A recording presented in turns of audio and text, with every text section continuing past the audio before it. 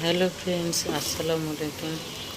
তো আমার ছোট্ট একটা ব্লগ সবার সাথে একটু শেয়ার করলাম। তো লাউ শাক আলু দিয়ে ভাজি করতেছি। তো আমরা ঢাকা শহরে বসবাস করি, গ্যাস থাকাটা অনেক ভাগ্যের ব্যাপার। তাই এখানে গ্যাসের এমন পরিস্থিতি, মনে হয় 1 ঘন্টার কাজ 3 ঘন্টা 3.5 ঘন্টার সময় লাগে। তো ডাল বসিয়ে তো আবার মাঝখানে আসলাম একটু গাছে পানি দিতে।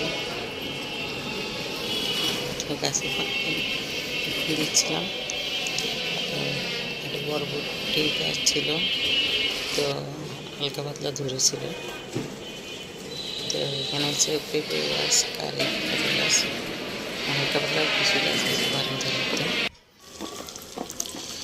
তো বারান্দার পানি দেওয়া শেষ করে আবার রান্নাতে আসলাম। তো মাংস বসাচ্ছিলাম, বসানোর জন্য মশলা কষানো হচ্ছিল, সব মশলা দিয়ে রান্না করতেছিলাম।